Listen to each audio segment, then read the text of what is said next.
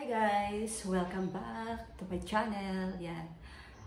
Today video guys, konting kwento lang naman ang i-share ko sa inyo. Naniniwala ba kayo sa kasabihan kung ano ang iyong tinanim ay siya mong aanihin?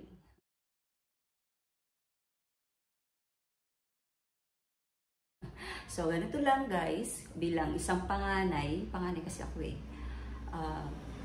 kailangan maging mabuting halimbawa sa mga kapatid, di ba? Ganon. So, medyo segue lang to. Naging maayos naman. So, okay naman ang aking pagiging ate sa kanila. Alam nila kung ano ang favorite ko. Favorite ko ay matcha. So, nag-47 ako last October 30. Ayan. So, ano lang naman, simple lang naman. Hindi naman ako nanghingi ng regalo. Dahil alam nila ang gusto ko ay matcha. So, tinanong lang naman ako kung anong gusto ko. Kasi yung friend, kapatid ko, ang ate niya ay magpa-package daw. Nasa Japan. Alam niya ang favorite ko ay matcha na galing Japan. Ayan. So, I have 3. Yan, binigyan niya ako ng 3, not 1, not 2, but 3. 3 Uji pa yan, Uji matcha. Ayan. So, double rich. Ayan. Favorite ko talaga ang matcha. Tapos, meron pa bonus. Eto siya guys. Ano naman daw ito siya? Barley. Ay, hindi ko siya alam kung paano timplahin. Ayan, tinanong ko na siya. Sinubukan ko siya ng hot. And again, sinubukan ko siya ng cold din. Mas gusto ko siya ng cold. Hindi ko siya nilalagyan ng asukal. Nung una kasi, sa hot, okay naman. So, hindi ko siya nilalagyan ng asukal. Matabang siya. Wala siya talaga siyang damo. Kulay green. Green na green talaga siya. So, ito hindi pa siya tinatry kung anong lasa. Ayan. Ang aking mga kapatid is giver sila. Halimbawa, may mga okasyon. Ayan, talagang ang ate, palaging meron yan. Kahit walang okasyon, pasalubong yan. Kaya maganda talaga pag maging mabuting halimbawa ka sa mga kapatid mo, diba? So, eto guys, papakita ko sa inyo kung paano ko siya timplahin. By guys, may kukwento pala ako sa inyo. Ano na lang siya tuloy, itong binigay sa akin ng friend ko is matcha. Nag-expired na lang tuloy siya, hindi ko siya nagawa. Ayan matcha. Nag-order pa nga ako ng ganito sa matcha. Ayan guys, sa Shopee, hindi ko nagamit, sayang. Mahal pa naman ito. Yan. Diba ilalagay, gaganunin mo. Gusto ko kasi yun, ma-experience kung anong, ikaw yung gagawa ng sarili mong matcha. Yan. Tapos ito guys, nagkamali pa ako, nakakatuwa. Kasi, tingnan nyo, akala ko to dati is panglinis dito sa tutuli. Yung pala, ito yung ipang sasandok mo sa matcha.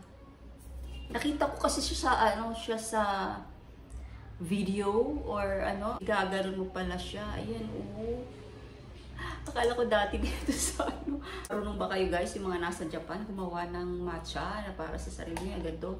And then meron kayo parang, ibimixan na parang maliit na bowl, yun. Gusto ko ma-experience yun. Ako yung gagawa ng sarili kong matcha drink. So, titiplahin ko siya guys kung anong lasa. Ayan siya guys. Ziploc. Parang ziploc siya. Ayan. Ang ganda ng kulay. Ayan. Diba? So, hindi ko alam kung ito yung natikman ko kasi dati pinasalubungan din ako ng friend ko ng matcha. Titignan ko kung ito yun. Ayan guys. Napakalo. Ang bango niya. Yung color niya. Hot water to guys. Sa hot water ko siya i-mix. And one more. Hindi ko alam kung ilang ano to. Ano ba nakalagay? Meron siya ditong direction. Place 3 heaped teaspoons. So, dalawa pa lang nilagay ko. And 7 in a cup. Add 140 ml of hot water. Oh, hot water, tama. Hot water yung ginawa ko. So, mag-a-add pa ako ng isa pang teaspoon. So, ayan. Ang ganda ng kulay, di ba? So, cheers! Siya, matamis siya. Matamis itong ano na to. So, ipapakita ko naman sa inyo guys itong barley. 100% barley to. Iniinom ko siya. Dahil wala man siyang direction. Matabang siya guys.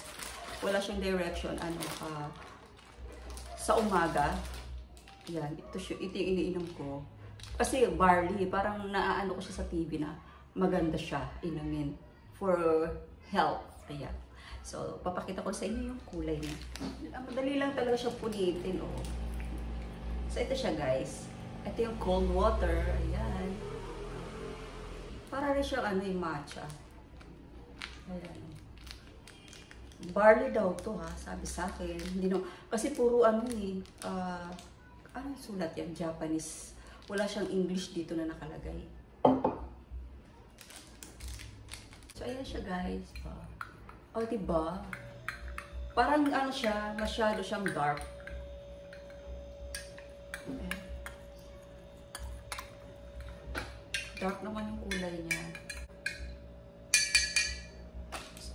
Cheers, guys. Tabang talaga niya. Pero talagang pag iniinom ko siya, isang lagukan lang. Kasi hindi ko na siya nilalagyan ng asukal. Talagang isang lagukan lang, dire-diretso para hindi ko maano na wala siyang asukal. Kasi parang mas okay yata talaga pag walang asukal to. Yan. Look at the difference, guys. Oh. Diba? This is the 100% barley, pure barley. And this is matcha. Ayan. Kaiba sila ng kulay, diba? Ayan. Parang feeling ko ang healthy ko.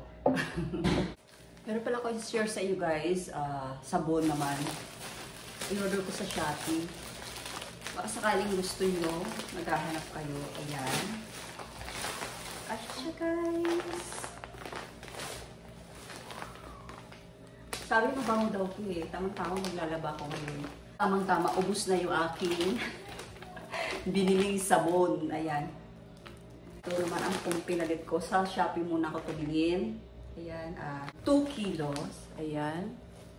Lalagay ko na lang yung price niya sa description. Ay, dyan sa baba. Ayan. So, amoyin ko. Sabi, amoy jasmine daw.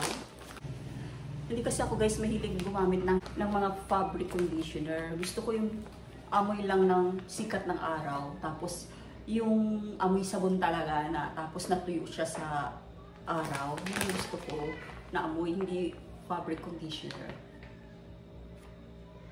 Mabango naman siya. Mabango. Okay naman ang aking nabili na Fast Clean Antibacterial. Ayan guys, baka gusto niyo sa Shopee, mag-check out kayo rin. Nabili ko siya ng may discount. So, back to this guys. Ilang aking share ngayon guys. Itong aking